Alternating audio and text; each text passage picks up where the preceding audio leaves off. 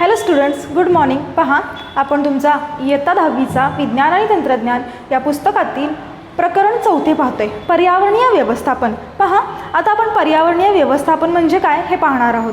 आपण बरेचसे पॉईंट्स पाहिलेले आहेत. पर्यावरणाचं संरक्षण कसं करायचं, पर्यावरणाचं संवर्धन कसं करायचं, पर्यावरणातील प्रदूषण कोणकोणतं असतं.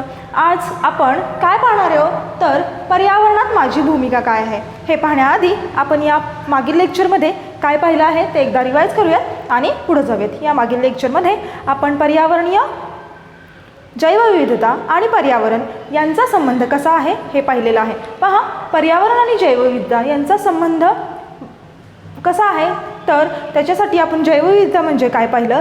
जैवविविधता म्हणजे आपलं जे पर्यावरण सुंदरतेनं नटलेलं आहे, विविध गोष्टींनी नटलेलं आहे. विविध प्राणी असतील, विविध वनस्पती असतील, विविध सूक्ष्मजीव असतील, आणखी काय असेल तर आणि या विविध प्रकारच्या परिसंस्था असतील. या सगळ्यांमुळे आपल्या पर्यावरणाला एक समृद्धी लाभलेली आहे आणि आपलं पर्यावरण हे बहारदार आहे, सुंदरतेनं नटलेलं आहे. याला एकत्रितपणे जैवविविधता असे आपण म्हटलेले होते. जैवविविधतेचे एकूण आपण 3 प्रकार पाहिले. कोणते 3 प्रकार पाहिले हो तर एक म्हणजे अनुवांशिक जैवविविधता, दुसरी प्रजातींची जैवविविधता आणि तिसरी कोणती पाहिली हो परिसंस्थेची जैवविविधता. त्या तिघांचा सुद्धा अर्थ मी तुम्हाला उदाहरणासहित समजून सांगितलेला होता. आणि त्यानंतर आपण जैवविविधतेचे संवर्धन कशा पद्धतीनं करू शकतो, त्यासाठी कोणकोणते उपाय आपण राबवू शकतो हे देखील मी तुम्हाला कालच्या लेक्चरला सांगितलेलं आहे. म्हणजेच पर्यावरणाचं व्यवस्थापन करायचं आहे म्हणजेच काय करायचं तर आपल्या पर्यावरणाला एक सुस्थितीत आणण्याचं काम आपण करायचं आहे. आणि हे का करायचं आहे, आत्ता जर का आपण हे केलं नाही तर आपली भविष्यात येणारी जी पिढी असणार आहे त्यांना पर्यावरण पाहायला मिळणार नाही. आणि जर का पर्यावरणाचा ऱ्हास झाला तर त्याचा खूप मोठा तोटा हा मानवाला होऊ शकतो. कारण की मी सुरुवातीपासून सांगते, मानवाचं अस्तित्व हे पूर्णतः निसर्गाच्या अस्तित्वावर अवलंबून आहे. मानवाचं जे अस्तित्व आहे हे पूर्णपणे निसर्गाच्या अस्तित्वावर अवलंबून आहे. पहा, आता आपण या समाजाचा एक घटक आहोत, बरोबर. आपण या पर्यावरणाचा देखील एक घटक आहोत. मग आपली सुद्धा जबाबदारी आहे की आपण काहीतरी पर्यावरणासाठी केलं पाहिजे. जास्त काही नाही करायचं, वर्षातून एखादं झाड आपण लावू शकतो, बरोबर. त्यामुळं आपला फुल नाही फुलाची पाकळी थोडासा तरी वाटा होऊ शकतो की नाही, होऊ शकतो. मग अशा पद्धतीनं माझ्या कोणकोणत्या भूमिका असतील की ज्या पद्धतीनं बाबा माझं पर्यावरण व्यवस्थित राहील, सुंदर राहील, समृद्ध राहील, तेच आपण आज पाहणार आहोत. पहा, पर्यावरणात माझी भूमिका काय असेल त्यासाठी मी इथे एक तक्ता काढलेला आहे. तक्त्यामध्ये एकूण तुम्हाला 6 पॉईंट्स दिलेले आहेत. कोणकोणते पॉईंट्स दिलेले आहेत पहा. सगळ्यात पहिल्यांदा आपण तिथून सुरुवात करूयात. सगळ्यात पहिल्यांदा आहे टिकवणे. आता काय टिकवून ठेवायचं, काय टिकवून ठेवायचं पहा. आपली जी काही उपलब्ध साधनसंपत्ती आहे, नैसर्गिक साधनसंपत्ती आहे, मानवनिर्मित साधनसंपत्ती आहे, जी काही आहे हे टिकवून ठेवण्याचं काम आपलं आहे. ते का टिकवून ठेवायचं पहा. नैसर्गिक साधनसंपत्तीमध्ये खनिजे येतात. नैसर्गिक साधनसंपत्ती म्हणजे झाडे ही सगळ्यात मोठी आपली नैसर्गिक साधनसंपत्ती आहे. आणखी प्राणी हे देखील आपली सगळ्यात मोठी नैसर्गिक साधनसंपत्ती आहे. प्राण्यांचा विविध पद्धतीनं आपल्याला उपयोग देखील होत असतो. ज्या पद्धतीनं प्राणी आपल्याला हानी पोहोचवतात याला कारणीभूत कोण असतो, आपण स्वतःच असतो.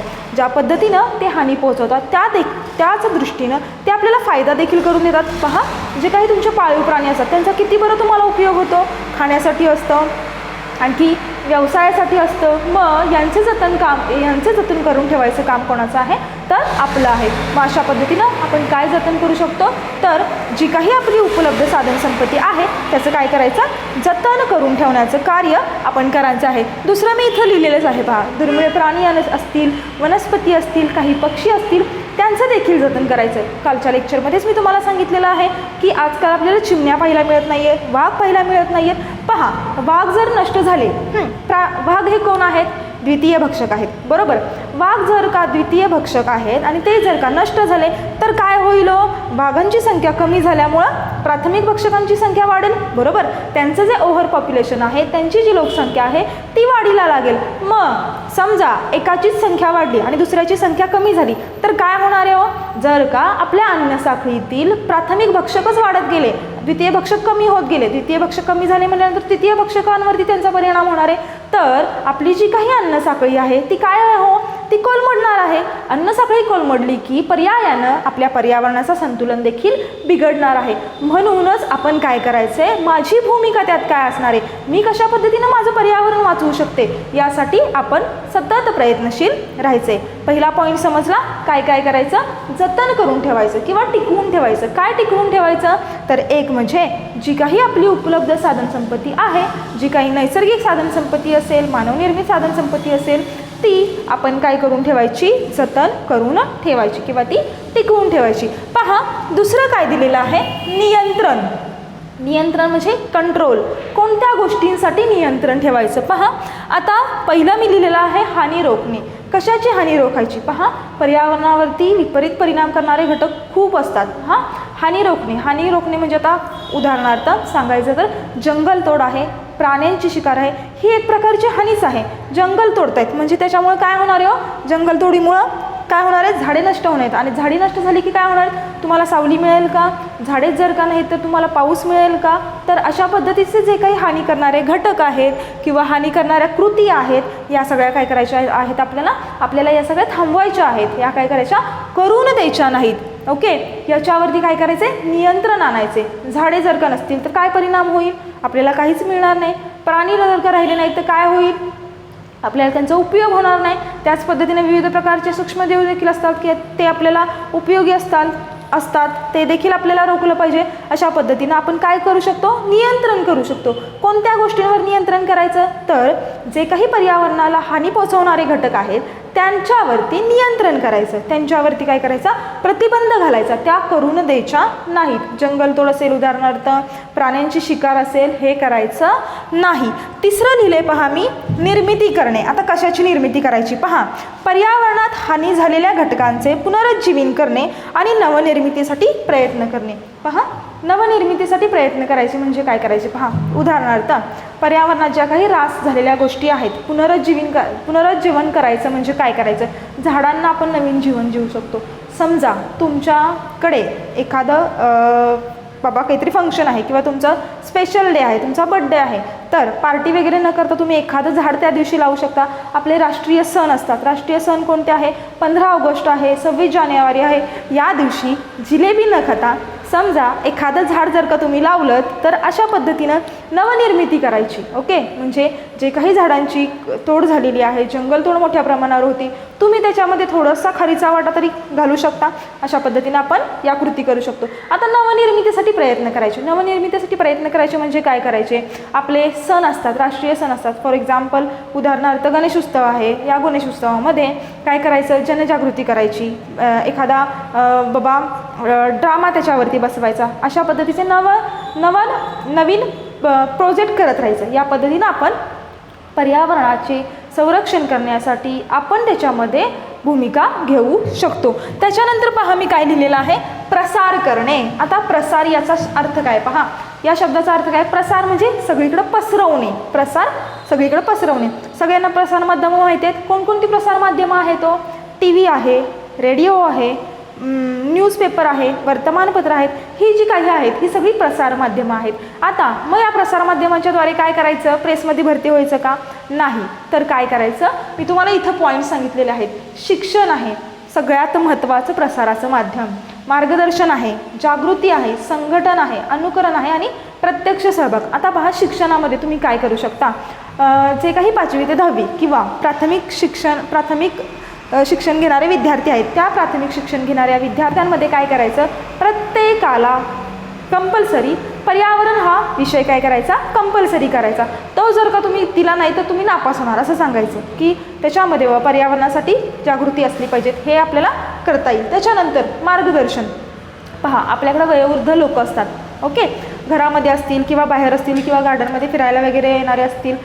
त्यांच्यामध्ये देखील आपण काय करू शकतो, त्यांना मार्गदर्शन करायचं. बाबा कशा पद्धतीनं आपलं पर्यावरण आपण व्यवस्थित ठेवू शकतो, आपण त्याला हानी पोचवून नाही देणार. आपण यूथ जनरेशन आहोत, आपण युवा पिढी आहोत. आपलं हे काम आहे की आपण काय करायचं, वेगवेगळ्या त्यासाठी मार्गदर्शनपर तुम्ही एखादी छोटंसं पथनाट्य बसवू शकता, त्यातून तुम्ही जनजागृती करू शकता. ओके, तोच हा पॉईंट आहे इथं. त्याच्यानंतर संघटन, ऑर्गनायझेशन्स. आता बघा, संघटन म्हणजे काय करायचं, तर छोटे छोटे संघटना असतील त्या काढायच्या की ज्यामध्ये पर्यावरण जागृती, पर्यावरण संरक्षणाविषयी माहिती सांगितलेली असेल. अशा पद्धतीनं आपण त्या ठिकाणी काम करू शकतो. त्यानंतर अनुकरण. आता अनुकरण काय करायचं? चांगल्या गोष्टींचं अनुकरण करायचं. एखाद्यानं झाड लावले, आपण पण झाड लावायचं. ओके. नाहीतर दुसऱ्यानं कचरा टाकला आपल्या दारात म्हणून आपण पण त्याच्या टाकायचा, असं करायचं नाही. अनुकरण कशाचं करायचं? तर चांगल्या गोष्टींचं अनुकरण करायचं आणि दुसऱ्यांना देखील करायला लावायचं. आता प्रत्यक्ष सहभाग म्हणजे काय? तुम्ही पार्टिसिपेशन करू शकता. मी सांगितलं की सण असतात आपले, त्या सणामध्ये काय करायचं? एखादा छोटासा ड्रामा बसवायचा की ज्याच्यामध्ये बाबा एन्व्हायरमेंटल पोल्युशनबद्दल किंवा एन्व्हायरमेंटल मॅनेजमेंटबद्दल, पर्यावरणीय व्यवस्थापनाबद्दल एखादी माहिती सांगितली असेल, आपलं पर्यावरण कसं संरक्षण त्याचं करता येईल हे सांगितलं असेल. अशा पद्धतीचे वेगवेगळे कार्यक्रम असतात. आता फॉर एक्झाम्पल दांडिया वगैरे असतो, गणपती उत्सव असतो, आणखी काय असतं?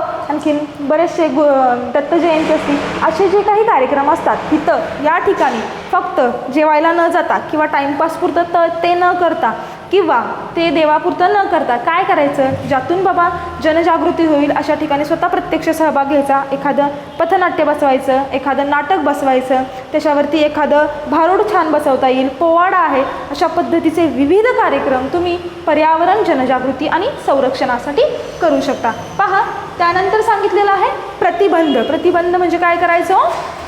तर आळा घालायचं. कशासाठी? संभाव्य धोके रोखणे, नवीन कृती कार्यक्रम करणे, पर्यावरणाला हानी पोहोचवणाऱ्या घटकांना काय करणे? प्रतिबंध करणे म्हणजे काय हो? तर बंधनं घालायची. उदाहरणार्थ काही कायदे आहेत, कन्झर्वेशन ॲक्ट्स असतात, संरक्षण काही कायदे असतात, ते कायदे घालून द्यायचे. ओके. अशा पद्धतीने आपण तिथं ते करू शकतो. आणि त्यानंतर सांगितलेलं आहे जतन करणे. आता जतन कशाचं करायचं? पहा, काही जी क्षेत्र आहेत ती क्षेत्र काय करायची? अज्ञात क्षेत्र जी असतील ती राखीव क्षेत्र म्हणून घोषित करायची. म्हणजे आपल्या जगाच्या नकाशावरती काय आहे हो? तर बरीचशी क्षेत्र आहेत की ती मोकळीच आहेत. ती जी मोकळी आहेत, त्या ज्या लँड्स आहेत, त्या ज्या जागा आहेत, त्या काय करायच्या?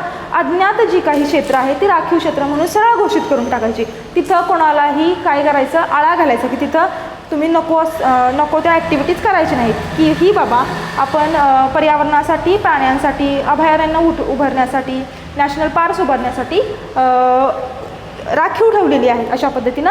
आणि पर्यावरणाला हानी पोचवणाऱ्या ज्या काही गोष्टी असतील त्या करून द्यायच्या नाही. अशा विविध पद्धतीनं आपण काय करू शकतो?